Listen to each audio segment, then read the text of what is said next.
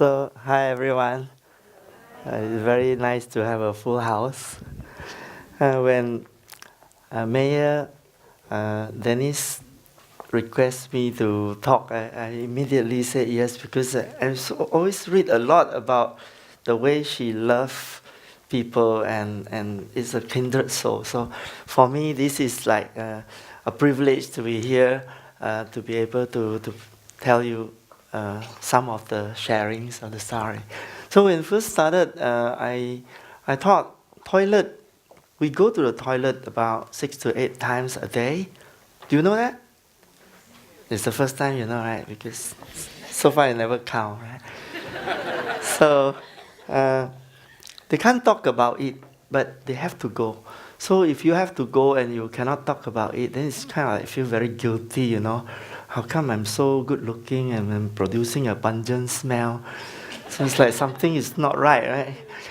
So they don't talk about it. But if you don't talk about something, you cannot improve. So I thought of a very evil plan is that if I could play a pun on the World Trade Organization by calling myself the WTO, then the world will pay attention to WTO, the World Toilet Organization. And then if the World Trade Organization sue me, then it will be phenomenal. It will be really a big news. So unfortunately, they did not sue me. So I can still use the acronym all the time. So that's if you want to plan a guerrilla marketing strategy, you either win or you win very big, but you cannot lose, right? So I created the heart shape, love your toilet. So this become like as popular as the Red Cross now. So this is the kind of communication. When something is taboo, unspeakable, it is actually newsworthy because it's brand new. And if you make it funny, then it sells very well. So the lessons I learned from Tom Sawyer is that if you want to get something done, then if it's a very difficult job, then you should get others to do it. So you can achieve anything as long as you can get others to do it. So what he did was he was asked to paint the fence by Auntie Polly on a Sunday morning, and he don't know what to do. So he was painting, and then his friend came. So he pretended to enjoy himself painting. So he was singing and painting, so happy. Then his friend asked him, Tom Sawyer, why are you working? He said, no, I'm not working. I'm enjoying myself. And then they said, can I try? He said, no, you have to pay me. Right? So the guy paid him a rat on the string, and then the next friend come. He encouraged this guy to feel enjoyable, right? So as more and more children are enjoying doing his work, he just sit down and collect all the toys and get the job done. So the moral of this story is that if you want to select volunteers, you have to pre-qualify them that they are really passionate. And the only way to prove that they're passionate is they pay you. So if they don't pay you by money, they have to pay you by some other expression. So then when the job is done, then you get rewarded because Auntie Polly thought that he did it and then gave him supper. So this is very interesting. And if you want to do a lot of work, then you need to use other people. But always remember, if you use other people, let other people use you, because mutual exploitation is collaboration. So I failed everything in school because I was always talkative in class. So the principal in those days sent me for public caning, and so it was very good. So I don't have stage fright. You know? So then the teacher always asked me to stand outside. So I became an outstanding student. So because I failed everything in school, I could not go to university. So I started business. So you see, failing is so good, wonderful. And the world always asks you that, oh, you have to go and do the normal thing. You don't need to. You just need to keep on looking for new ways, because whatever blocks you are not dead end. They are signages to say, don't go here, go somewhere else. Then you have to think, where is somewhere else? Don't stand in front of the blockage, no entry sign, and stand there all the time, right? So what happened is that I started 16 businesses, and then by the age of 40, I thought, hey, got enough money. If you make some more money, then it's a loss-making business. So why? Because when you don't have money, you need money. And so you have to sell your time for money. What is time? Time is the only thing your life is made of. So if you sell your time to buy money, it's because you need it. But if you have enough money, you still sell your time to buy money, you're making a loss-making business because you're not going to spend those money. So all these rich people thinking they are very rich, actually they are loss-making. But they don't know, you see. So what is the exchange of time? The highest value of exchange of time is service. Because time you cannot save, you cannot keep in the bank and use later. So whether you're watching TV or playing some computer game, time pass. But the highest exchange for time, I think, is service. Because when you serve, your consciousness open up and you find yourself quite happy. And when you grab, your consciousness narrow and you find yourself not very happy, miserable. But what makes you happy is that all these advertisements say, you go to this shop, if you come to my shop, buy something, you'll be very happy. Don't be fooled by them, they just want your money. Okay, so all this advertisement is making you part with your money, but not making you happy. Okay, so when you have a mission and you saw a problem you cannot stand, you want to solve it, then your passion will drive the mission, and your passion will create legitimacy. Legitimacy will create support, and this cycle will go on so that you keep doing more and the cycle becomes stronger and stronger. So I started the Restroom Associate of Singapore when I read in the newspaper one morning, Prime Minister Goh Chok Tong said we should measure our graciousness according to the cleanliness of our public toilet. So I thought, is the public only to blame? Maybe the renovation was bad, maybe the state of repair was really bad, and then the toilet was smelly because they didn't clean it, there was no professional cleaner, the soap was not there, the toilet paper was not there, or a coffee shop, everything was...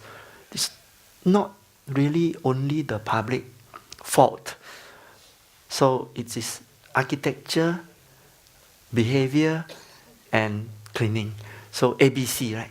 So I started Restroom Association because the subject is actually a taboo, so we call it RA, like movies, restricted artistic, right? So we are RA subject, and then the media, again, they like it. So I must tell you something secret about the media. The media is not interested in the story. The media is interested in selling media, advertisement, and eyeball. So if you make it funny, they become your friend. If you tell it too seriously, they don't want to report. No? So always try to use other people. If you finish this lecture and don't remember anything, just remember OP, other people. Use other people media, other people money, other people effort, other people time, other people status, power. Use shamelessly. For the mission, for the mission. Okay, have a good intention and then don't be shy. Okay, so after I started Restroom Association, I discovered that there are 19 toilet associations around the world. So I asked them, why don't you have a world body? And then they said, if you start it and it's free of charge, we join you. So I start World Toilet Organization. And after that, we started to think, actually, toilet is a service. So we serve everything. Everybody who use the toilet is our member. Because those who don't use the toilet, they already died, right? So we have to take care of dignity, productivity, pollution, tourism, return on investment, cleaning. Everything is related to toilet. In fact, there's nothing not related to toilet. Just now, you just eat dinner. That is toilet. Right? Because what's happening now is you're processing it, right? So, everything is toilet. So, what we saw is that over billion people don't have toilet. So, this created diarrhea, open defecation, a lot of suffering. So here, I went to take picture of all the Indian people early in the morning, before sunrise. So I asked my friend, drive the car slowly, then I flash, then I said, drive quickly. Right? So I want to show you all, this is happening. All the people open defecating on one side, all the men and all the women on another side. And they do it twice a day, very healthy. Morning, before sunrise, and after sunset in the dark. But what happened is that the flies start to spread the disease, and then it goes everywhere and spread diarrhea. And in slums, they don't have space for toilet. So it's really, really hard to find privacy, especially for women. And in Philippines, everywhere, people like to live next to river because they can pollute it and put the shit inside, right? So in Nairobi, here in Kenya, these are all plastic bags, and these are flying toilets. They take a Coke bottle, cut half, put a plastic bag inside, they poop, they tie, and they throw. So everywhere is toilet, and then the children are playing barefooted on the street. They touch the floor, they rub their eyes, they put in their mouth, they die. Okay, so this is really such a pathetic situation, because human longevity used to be about 35 to 40 years average, because a lot of children die. And after the invention of the flush toilet, human longevity increased by 20 years. No vaccine has ever done that. So toilet is actually the cheapest medicine, and we should not have people dying like that. So what we thought that if you can't discuss, you cannot improve. But toilet is not a charismatic species. It's not like a panda or a polar bear. So the only way is to do sacrificial photograph like this. And we did it in a National Geographic channel. We beat 300 filmmaker bid to do the story, and 6 winners. So 2% chance, but we won. So we went on National Geographic and shot this the Toilet Man video, and went around the world to create a very high level of legitimacy for our little NGO. For the first 7 years of World Toilet Organization, there was no staff, no employee, just one man. And then we created 7 World Toilet Summit. And it was very interesting. Everybody thought that we were like a world body with a own building and everything. But don't tell them, just let them believe, right? So when you want to learn, you use other people, money, other people, everything. So if you know how to use this, then you can do without resources. Right? So the first we went to Europe is to get a designer, a German designer, to design standees. So these are just files everybody can download, print it yourself, paste it on cardboard, and then do open defecation right in the middle of the city. So this is myself defecating next to a trolley bag, and the president of German Toilet Organization behind a rubbish dump. So we put this in front of Prada and Swiss, Credit Suisse, and in the middle of the city, and everybody was, what is this? So, okay, 2.5 billion people don't have toilet. How do you feel if it was you? And this kind of program go viral everywhere, people download and print themselves. So UBS asked me when the conference came to Singapore, ultra high net worth individual, talk to them about toilet and make them unforgettable. So I went to the ladies' toilet in Ritz-Carlton and paste all the wallpaper of slums and made it the Ritz-Carlton, right? So 27 people, really, really rich people, came to listen to this talk. Right? So every time it's very novel. For the ladies, you'll be happy to know that I was able to change the law in Singapore in 2005 because I saw that ladies were queuing up for toilet, and I was wondering why, So why men no need to queue up, ladies have to queue up. So one day I went into the ladies. Then I saw there was no urinal there. So then the ratio is wrong. You got so many urinal and so many cubicle, then the ladies have too few. So we talked to NEA and changed the law, and now since 2005, that means more than 12 years ago, all ladies' toilets are super big. So for the old building, it still cannot change, but all new building change. So after this law is changed, Hong Kong also copy, and then many other countries start to do that. Also Japan also. So the ladies must remember the toilet law was changed by a man. Then we created the World Toilet Summit 2001. So I got no money to do World Toilet Summit. So I did a trade with the Edward Liu from CEMS, and I say, I will sell exhibition space for you, and then you can give me a World Toilet Summit free of charge. So we did that, and I sold 16 booths for him, and he made some money, and he gave a donation of $8,000 to World Toilet Organization. So we start with nothing, and then we create a World Toilet Summit. Then Lim Swee Say came as the Minister of Environment, and then we invited 15 country government to come. So after that, instant success, all the world media wrote about World Toilet Summit, and everybody want to host World Toilet Summit. So after that, I no need to sell exhibition space. So I asked each of them to pay for it, and then fly me over to open the ceremony, and then they are very happy to create this because the media that we bring is so much, right? So after on the 4th year, I start to realize that, hey, actually I should charge. Because although if they are willing to spend $500,000 doing an event, why don't I charge them $10,000? So when I asked 10,000, they said yes. They said, oh yeah, so stupid, right? So eventually we just keep asking more until now it's a 50,000 US every year. So don't know whether should up or not, but 不可以贪心, right?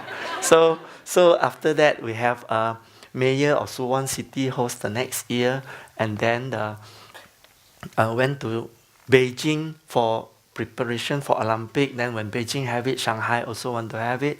Then this was very interesting, Thailand military coup in the middle of the World Toilet Forum.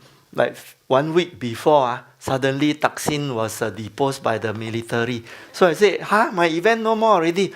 Then the new minister said, don't worry, carry on, I will open it. So no problem. So a lot of very funny story happened.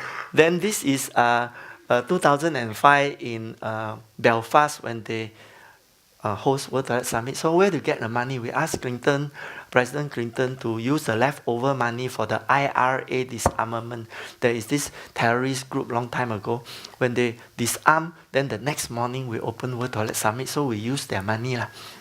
Right? So if you see along the staircase somewhere is Mayor Amy Call. She's over there. So she was telling me, wow, this is very amazing. You get 440 Ang Mo doing your event. Then I said, every year we do. Next year, different color, India, Africa, all that. So she was quite happy that Singaporeans are doing this thing. Then we got the Lord Mayor to wear the ring, right? Become Lord of the Rings. So this is the type of thing you must create. Keep on thinking of all this fun thing. Then we went to the Russia to host World Toilet Summit inside the State Parliament House. This is the State Duma. So how do we go into this State Parliament House? I don't know how to, I don't speak Russian. So we actually partner with somebody from the KGB. The KGB also very nice people, because they go to the toilet also, right? So eventually it was a very, very big success. They even let us go into the semi-secret space station Mir. So we see the cosmonauts costume and how they pee and poo in space. Then come 2007, it elevated to the highest level. the president of India Open World Toilet Summit. So you imagine in the beginning it was just Singapore citizen, then a mayor, and then minister, then suddenly become president of the country. Right? So the Crown Prince of Holland also came, and then 6 ministers came. So this is the Crown Prince of Holland, Alexander William. And because he was doing such a good job with toilet, his mother actually made him king now. No? So you see, do toilet is very important. So after that year, India politicians realized that toilet is a vote winner. So they start promising everybody toilet, and they keep getting elected. So whoever promised more toilet get elected, you see.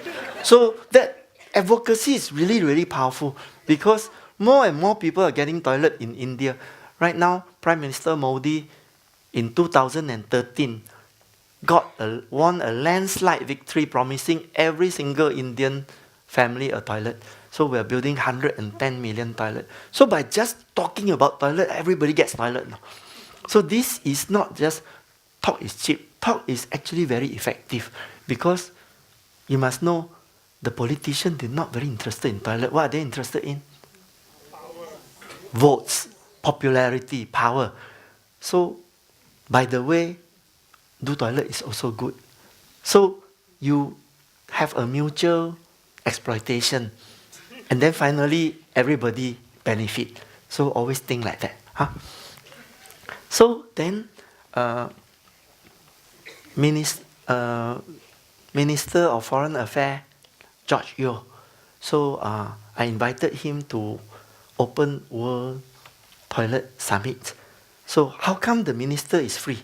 Because he lost an election, right? So immediately when I read, I lost election, quickly invite. Because in China, if you invite a real minister, very difficult. They have to send a minister, protocol, bodyguard, impossible to arrange. But ex-minister is treated like a minister. So this is the best opportunity. Then when he went there, and then he says, how come I don't know you are doing all this? See, Singapore Straits Times don't want to report. They only want to report that I clean Singapore toilet. Anything I do overseas, they're not interested, right? So he says, tell me what can I do for you? I said, get UN to make World Toilet Day. Our founding day, 19 November, World Toilet Day. So he called the Ministry of Foreign Affairs, and the guy over there, Mr. Vanu Menon, he says, this guy call me every year, I don't want to see him. Like, toilet, no, Singapore, how can do toilet? So George Yeo said, you just meet him for half an hour. If you don't like, you just tell him no. The meeting turned out to be 1.5 hours. He said, how come you never tell me what you're doing? He said, you don't want to see me. So he said, no, I have to support you. So we went to New York, and then we negotiated with all 193 countries. So this is the first time Singapore have tabled a resolution by ourselves. And so this is history of Singapore. Yeah. Then we created a World Toilet Summit in South Africa. So this time it's all black people, and the Zulu prince and the Minister of Public Health. Then we went to Indonesia. So Indonesia, Solo City, the hotel is too small. The hotel can only hold 350 people. So we decided to go into the street, close down 9 kilometers of the downtown, like Orchard Road, and then we do toilet parade. So this is like royal card, yeah, and it's like Chingay procession. I tried to persuade Chingay to let me have a toilet contingent. He said, can, you pay. I said, oh, 头天. So last year we won a UN award for sanitation, and this year with the President Award as well. Right? So every year we create an urgent run. So we ask people to run marathon to the toilet. So this is the 3rd year already, and maybe this year you can come and run with us. It'll be good. So basically, this year was Mr. Seah Kiam Peng. Right? So what we did is we create an urgent run, then we ask everyone to copy. Then everybody copies, so 33 cities around the world run. Okay. So in China now, they saw that tourism is the fastest growing industry. So President Xi wants to do a toilet revolution for tourism. So suddenly I become a cultural revolution soldier, right? So this is all the kind of thing that you keep on doing, yeah.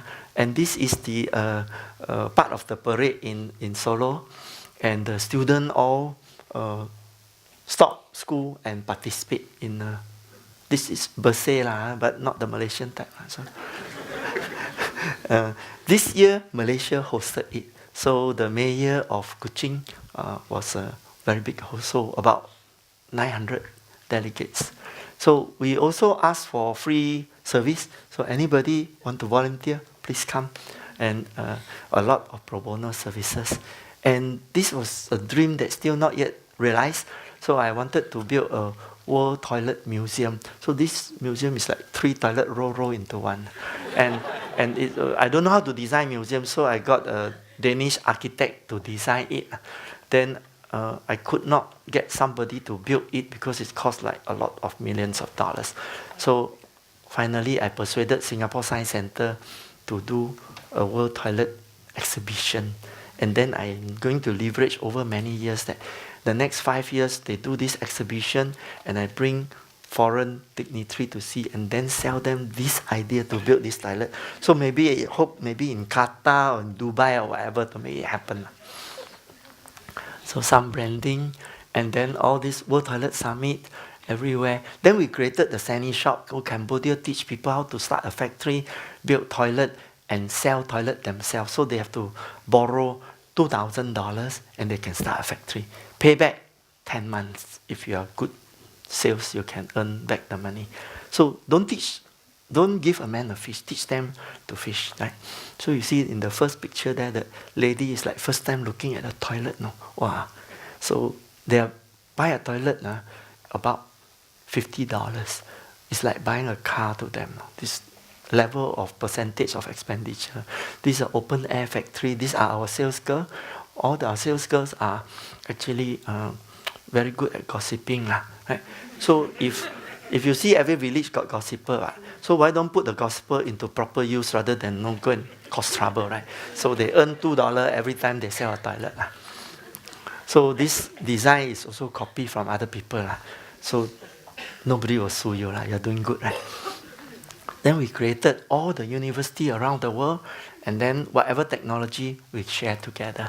So President Clinton then came to support. So we create an endorsement by President Clinton to raise fund.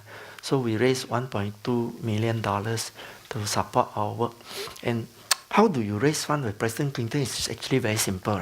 You take a photograph with President Clinton, you go and raise your own fund. Right? but very useful, okay?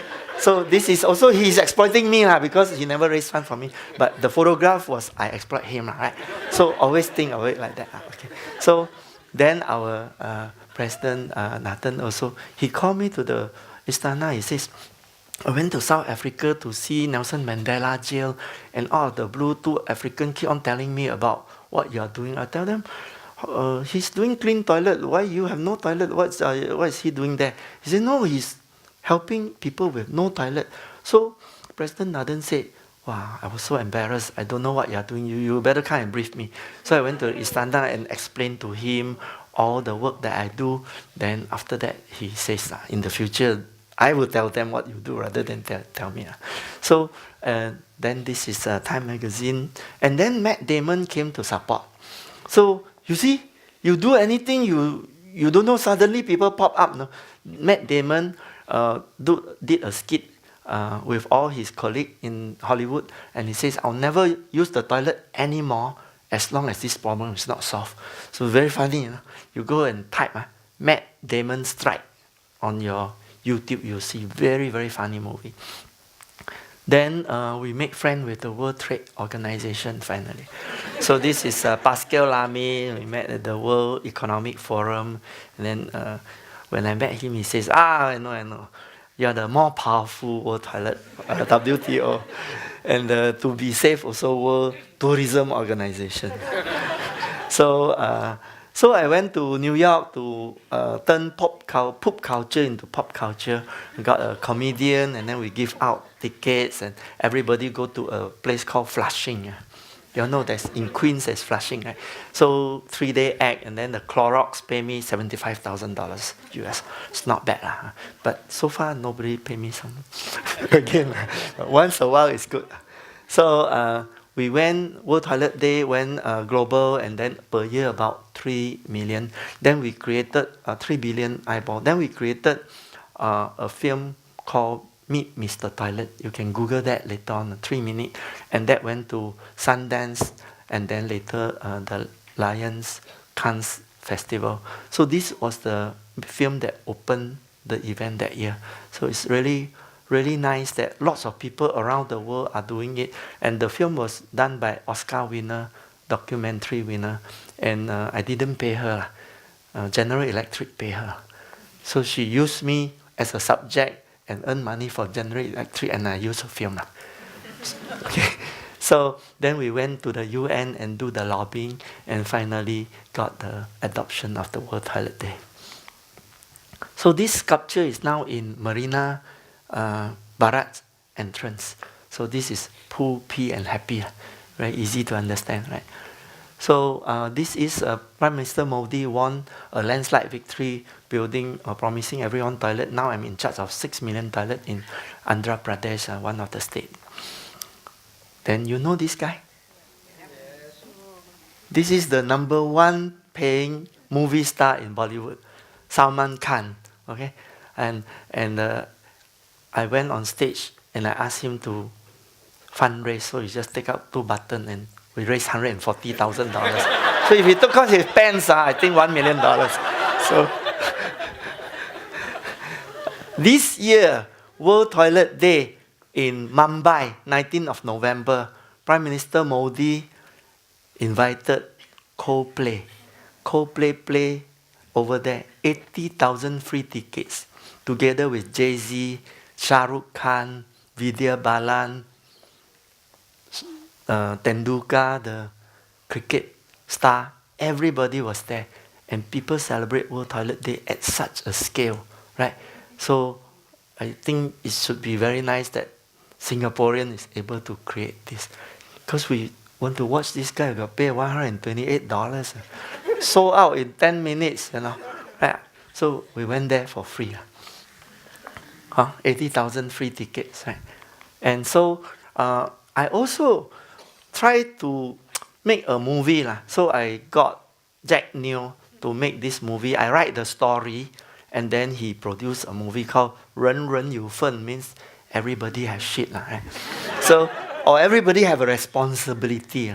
So this is a movie that is really funny. And you know, in reality, you can do anything you want to do. You know why? Just Google. If you don't know, just Google. And then you will have all the answers. So now I'm writing a Bollywood movie, Life Without Toilet. So I still haven't got anybody investing in it. So I'm fishing, and send to some movie star and say, hey, why don't you go and make a movie? But until now, no taker. But you know, don't give up, right? Keep trying. So this is a very strange story. I became a village chief in Samoa. So mostly Samoan village chiefs are very fat and very big, you know, all rugby player. But the Prime Minister of Samoa called me at the UN Assembly and said, can you come and meet me? So I met him with his family, and he says, I want to make you a village chief in Samoa. I said, but I didn't do anything in Samoa. And where's Samoa? So he says, in Samoa, there is a village called Toilet, and you are the chief of Toilet, so I'll make you village chief. I said, oh, I'll come, right?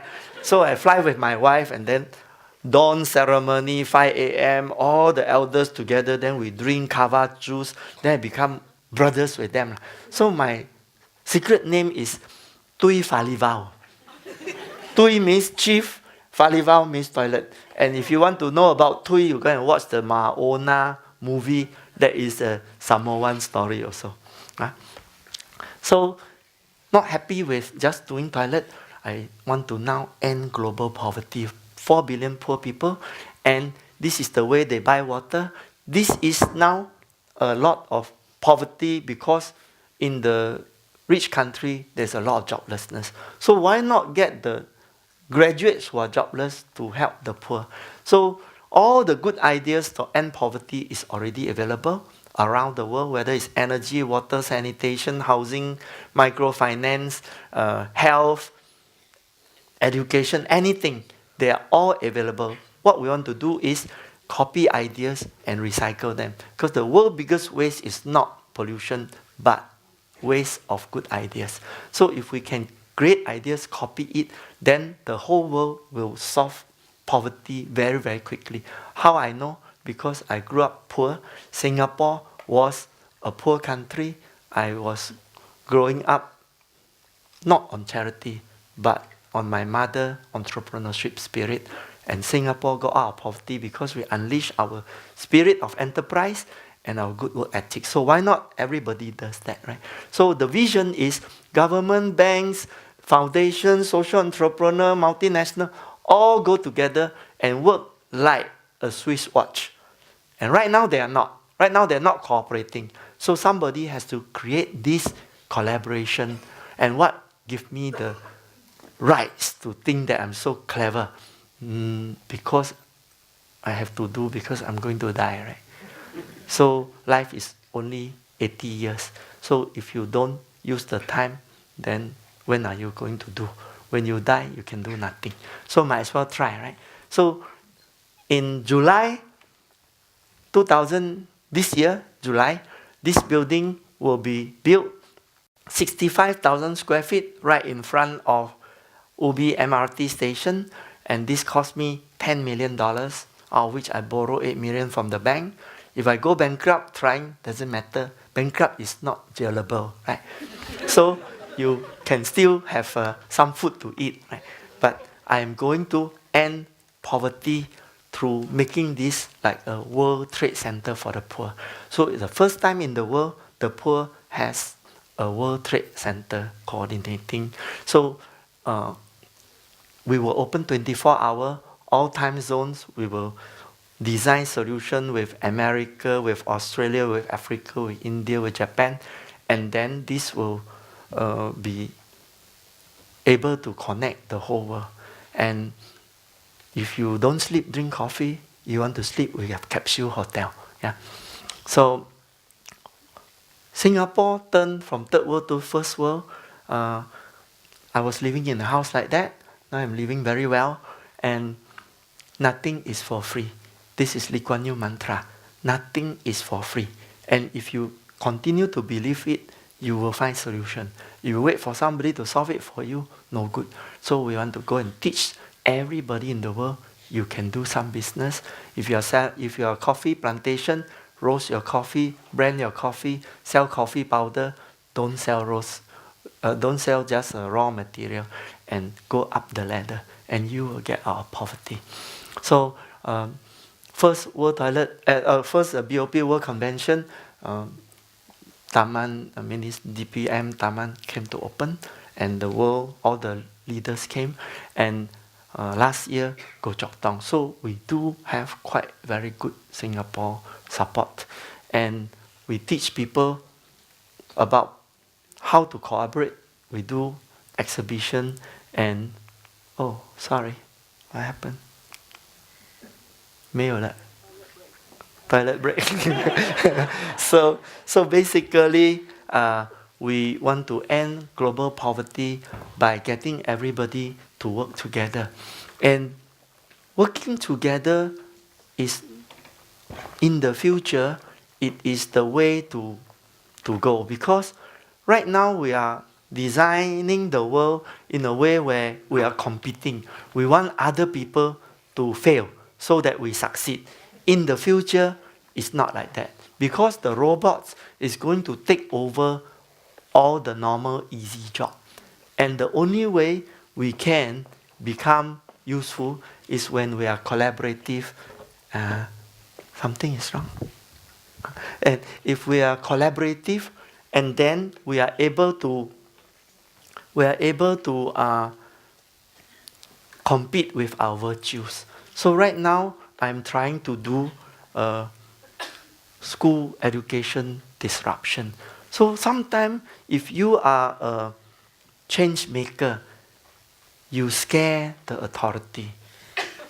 You look like a troublemaker. So you have to quickly to tell them that you have good intention. And then if they want to meet you, then you have a chance to know that you are safe. Then if you can make them understand you are helping them to align, then you can start to tap into them. But if they're not free to listen to you, you can still start yourself as a private initiative. Right? Eventually, your genuine intention will show itself and they will support you. Only you have to continue to do it. And right now here in the audience, sitting at the corner is 3 of my colleagues. Nobody is paid. All are volunteer spirit to create a school of gumption. We want to teach the kids curiosity, courage, compassion, commitment, collaboration, community, and calm, how to be calm. And if we are able to teach them this soft skill which school doesn't teach, then they can do anything, they will be successful because they have confidence. Right? So these are the type of thing we want to build, because once you are able to build that, then technology will not harm them because they will be above technology. They are able to master technology. Otherwise, if they are scared, technology will replace them. Then they will be underneath technology. In the future, society, jobs are gig economy. That means you are good, they call you. You are no good, you don't get any job at all. You don't get paid. So those days where you go to work and then do some effort and get paid will be over. You have to actually deliver real results. So this kind of things is going to change a lot. So we need to create a school of gumption. Yeah, even though don't have slides, still very interesting, right? so what I want to say is that a person, everyone has 24 hours a day, but some can do a lot and some can do very little. Why? You can live multiple lives, right? You can do many things, right? You do a fortified rice program. What is this fortified rice? It is, the other day, last year, I read the newspaper that construction workers in Singapore are undernourished. NUS report. Every year that they work with us, their weight become lighter because they are eating a lot of rice but no vitamins. So we created fortified rice from DSM, the big vitamin company, who has been already supplying fortified rice all over the world to poor country. So I partner them and bring their solution to Singapore, and then I raise $1 million loan from RAISE. RAISE is an impact investment platform, and then we now install 1 entrepreneur and 1 mentor and employ 2 managers, and we are going to pay this $1 million back in 3 years. And on the 3rd year, we will sell $32 million of rice. And this rice is sold to them at the same price as normal rice, although it costs more. So how can I sustain this business? Because I want to solve this. Construction worker build our building cannot be weak, have to be strong. Therefore, we are giving them the rice at the same price as normal rice. Then I went to learn rice trading. So rice trading has a lot of profit. So we partner with Olam, with Unambi, and then the entrepreneur that I install is a young boy, 25 years old, and I give him a old man, 50 years old. the two of them figure it out, and then now I'm going to create another project. Anybody who want to start a business for the poor, just come to me. I will try my best to polish you and make you good. As long as you don't run away, don't waste my time. But if you want to be good, I can promise you, you can do a good job. Yeah. So maybe for now we'll just end and then take questions. Thank you very much.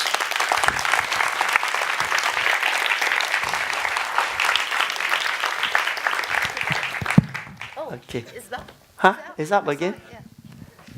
Is it? Oh, yeah. So I have to tell you that I have 7,300 days left to live. And so it's kind of like 1,000 weeks later, I will not be here. So if you know that you have so little time left, this is my 80th birthday. That means at this time finished, then it's my 80th birthday. Because Singapore statistics says that men die exactly on their 80th birthday. See? So that once 80 only, die. Right? So because of that, you have to budget your life according to number of days left. And if you are able to budget that, you will see your whole life in circumspect. You will not try to show off and try to be famous, powerful, rich, because you are going to die. So what's the point, right? So on the last day of your life, what are you going to say to yourself? Now you answer this question. I will keep quiet for a while. What on the deathbed, just before you conk off, right? What do you want to say to yourself? Do you want to say, show me my account book, I want to see how much left? Anybody will do that? Crazy, right? No reason, right? So what would you want to say? I assure you, most of you will want to say, I didn't regret using most of my time in the best way. And I think the best way is service. Yeah. Thank you very much.